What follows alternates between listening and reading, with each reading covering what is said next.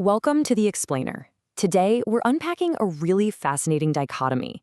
You see, the 2026 World Cup across the US, Canada, and Mexico has basically proven to be a tournament of absolute extremes. On the one hand, we're witnessing some of the most spectacular, high-octane football ever played. But off the pitch, well, it's a completely different story. It's filled with staggering financial demands, logistical nightmares, and, honestly, intense fan frustration. We're going to map out exactly what is happening by looking directly at the data, the reports, and the real-time fan reactions so we can see the whole picture. Okay, let's dive into this. How exactly did this tournament become such a massive magnet for controversy, while simultaneously delivering absolute magic out there on the field? That right there is the central tension we're exploring today. It's this wild tug-of-war between the undeniable sporting joy of the matches and the off-field chaos that fans are forced to navigate just to be a part of it. The big takeaway here is how modern mega-events are really struggling to balance the purity of the sport with the brutal realities of commercialization. Section 1. A record-breaking spectacle. To really grasp the on-pitch hype, just look at these numbers. We're seeing 2.92 goals per game in 2026. Compare that to 2.69 in Qatar back in 2022. That's an 8.5% jump in the scoring rate.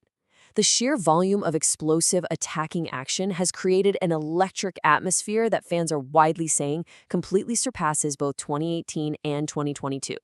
History is absolutely going to remember the thrill of these games. And it's not just the sheer number of goals, it's who is actually scoring them. We're watching legendary superstar achievements unfold in real time. Kylian Mbappé, he just became the first player ever to score 8 or more goals in 2 different World Cups. That's unbelievable. Meanwhile, players like Erling Haaland are publicly praising the incredible stadium atmospheres and the training grounds. The athletes are clearly thriving, and the football itself is just undeniably phenomenal. But the spectacle definitely isn't restricted to just the gameplay. In a massive first for the World Cup, FIFA announced a Super Bowl-style 11-minute halftime show for the final match.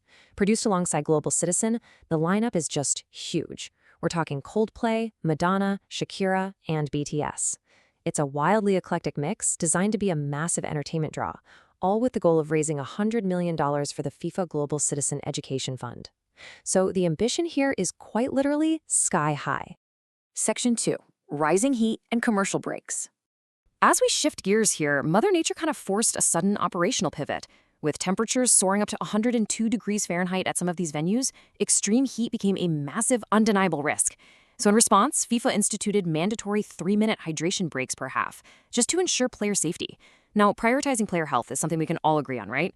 But the way this 3-minute window is actually utilized completely fractured the viewing experience for fans at home. And this brilliantly illustrates the commercial friction of this tournament. Broadcasters were basically given the discretion to use these hydration breaks for commercials. Fox, the English-language broadcaster, heavily inserted ads, and fans were furious. They reported that these lengthy commercial breaks caused them to actually miss the resumption of play. Contrast that with Telemundo, the Spanish-language broadcaster, which showed 0 commercials during the breaks. They kept their cameras squarely on the pitch. This ad squeeze by Fox actually drove a reported 20% of English-speaking viewers to seek out Telemundo's cheaper streaming option. Section 3. Dynamic pricing and empty seats. From the broadcast battles, we've got to talk about the most visible off-pitch reality that emerged right from the start. Why are there empty seats at a World Cup? It was the question everyone was asking.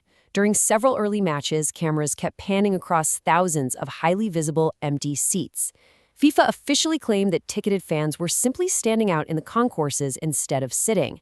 But fans and media quickly called bluff on that explanation, especially when empty seats kept showing up, even during host nation Canada's very first match. So the crucial point is how these tickets were sold in the very first place. For the first time ever at a World Cup, FIFA completely abandoned the traditional first-come, first-served model. Instead, they went with dynamic pricing. This means ticket costs are constantly fluctuating on FIFA's official website based entirely on real-time market demand. It's a strategy that absolutely maximizes revenue, but it fundamentally changes who can actually afford to be in the building. To give you a sense of just how wild this got, a single ticket to the final match at MetLife Stadium was listed for a jaw-dropping $11,000. $11,000. When even the U.S. men's national team players are speaking out and calling it too expensive, you know you have a problem. When everyday fans are priced out to this extreme degree, it provides a very, very different context for those empty seats we saw on TV. And look, this pricing model didn't just upset the fans. It triggered immediate, massive blowback across the entire political spectrum in the US. We saw criticism from former President Donald Trump questioning the fees, all the way to formal investigations launched by Democratic attorneys general in New York, New Jersey, Texas, and California. When a ticketing strategy unites opposing political factions in mutual frustration, you know for a fact it has struck a major nerve. Section 4. Transit Nightmares and Carbon Footprints. Next, we need to look at the sheer physical and environmental toll of running a 48-team decentralized tournament across an entire continent. Because this relied on a decentralized host city model, local municipalities were left holding the bag for heavy infrastructure burdens. The result? Severe public transit deficiencies. Due to a lack of public rail access to stadiums that were built primarily for cars, some fans visiting MetLife Stadium were literally forced to walk along the shoulder of Interstate 95. That is an incredibly dangerous highway.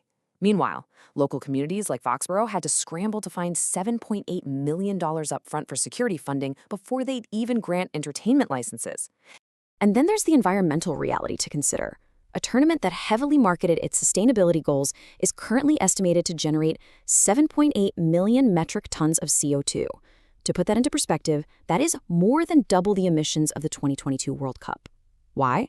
Well, utilizing existing stadiums did keep infrastructure emissions low, sure, but the sheer volume of air travel required for fans and teams to jump across 3 massive North American countries, that accounted for nearly 88% of the tournament's entire carbon footprint.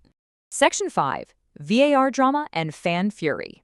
So we have extreme heat, soaring ticket prices, and grueling transit. Let's bring the focus back into the stadiums and see how these logistical frictions are amplifying raw emotion on the pitch. When fans have paid thousands of dollars and navigated a literal nightmare just to reach a stadium, their patience is practically at zero. We saw this boil over into pure rage when Croatia fans violently threw trash onto the field following a highly controversial disallowed goal against Portugal. The passion of the World Cup has always been intense, absolutely. But the current climate is pushing that emotion into literal chaos in the stands. A major catalyst for all this fury has been the Video Assistant Referee, or VAR. Commentator Rob Green perfectly captured the growing global consensus during a broadcast. He pointed out that technology is now scrutinizing microscopic infractions 100 yards away from the actual play. It's completely interrupting the natural flow of the beautiful game. When fans are paying a premium to be there, these agonizing technological delays only feed the anger. Now, what's really interesting about this is how this VAR drama isn't just frustrating fans, it is actively fueling massive high-level conspiracy theories. Following a controversial loss to Argentina, Egypt's manager Hossam Hassan openly stated that officials were deliberately disallowing goals because they wanted to ensure Lionel Messi and the reigning champions stayed in the tournament. When the coaches themselves are citing systemic bias out loud, it underscores just how volatile the atmosphere of this World Cup has actually become. Which brings us to our final thought. We are witnessing record-breaking goals, legendary performances, and an unparalleled sporting spectacle. Yet, it's completely inextricably tied to $11,000 tickets, grueling travel, extreme heat, and political investigations. So I'll leave you with this. When the final whistle blows, will the 2026 World Cup be defined by the undeniable brilliance we saw on the pitch, or the incredibly heavy price that was paid off it? Thank you so much for joining me for this explainer, and keep your eyes on the game.